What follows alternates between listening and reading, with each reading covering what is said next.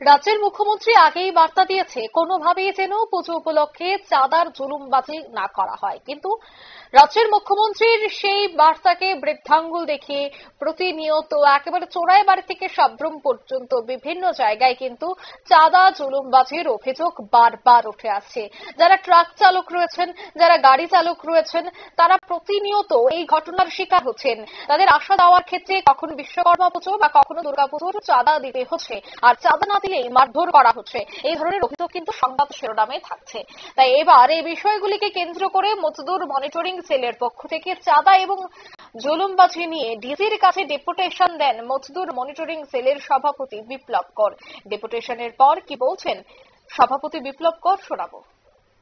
বাস গাড়ি বিভিন্ন সামগ্রী নিয়ে যাতায়াত করছে যে সকল গাড়িগুলো, সেই গাড়িগুলোকে আমি সব বলবো না, কয়েকটি ক্লাব এবং কয়েকটি শ্রমিক সংগঠন তারা রাস্তায় দান করিয়ে শ্রমিকদের, বিশেষ করে ড্রাইভারদেরকে দান করিয়ে ওনারা বিশ্বকর্মা পুজো এবং দুর্গা পুজোর চাঁদা চাইছে। কয়েকটা ক্লাব যারা চাইছে, আমি তাদের কাছে উদ্দেশ্যে বলবো যে ক্লাব মানে সামাজিক সংস্থা, সমাজে মানুষকে কিভাবে আনন্দময় রাখা, খুশি করে রাখা, সমাজের প্রতি দায়বদ্ধতা নিয়ে সামাজিক সংস্থা কাজ করা। তো সেই জায়গায় ড্রাইভারদেরকে পুজো, দুর্গা পুজোর জন্য চাঁদা চেয়ে জোর জবরদস্তি করা, ড্রাইভারের প্রতি আঘাত দেওয়া, এরকম কমপ্লেন উদাহরণ প্রমাণ সহ আমাদের কাছে এসছে।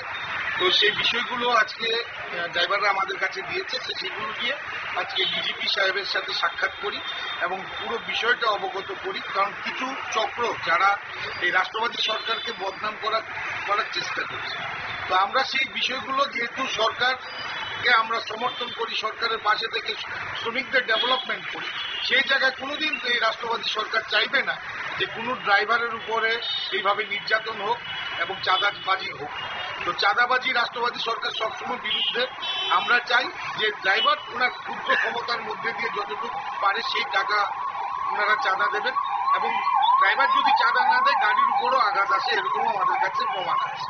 তো এই বিষয়গুলো যদি আমাদের রাজ্যে না হয়, এইসব কোনোদিন আমাদের রাজ্যে ছিল না, সেই কালচার যেন পুনরায় ত্রিপুরা রাজ্যে না হয়। রাষ্ট্রবাদী সরকার, আমাদের রাজ্যের জনপ্রিয় মুখ্যমন্ত্রী, উনি বলেছেন যে কাউকে অলরেডি উনি 2-3 বার সাবধান করেছে যে কোনোভাবে কোনো রকম দুর্নীতি বা কোনো রকমের উল্টোপাল্টা কাজ উনি বরদাস্ত করবেন।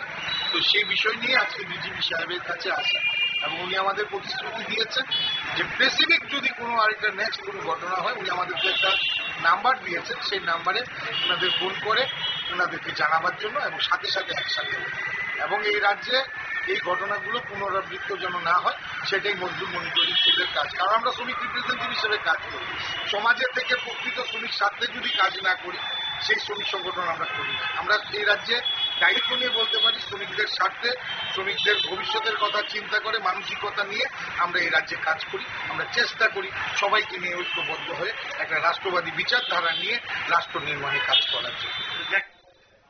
আপনারা শুনলেন শ্রমিক নেতার বক্তব্য। পুলিশের প্রধান কার্যালয়ের মহানির্দেশকের কাছে কিন্তু আজ তারা ডেপুটেশন দেন এবং তারা বলছেন যে শ্রমিকদের স্বার্থেই তারা কাজ করেন, তবে খুব দ্রুত যেন এই ধরনের চাঁদাবাজি, জুলুমবাজি বন্ধ করা হয়, সে দাবি জানিয়ে কিন্তু আজ তারা ডেপুটেশনে মিলিত হয়েছে।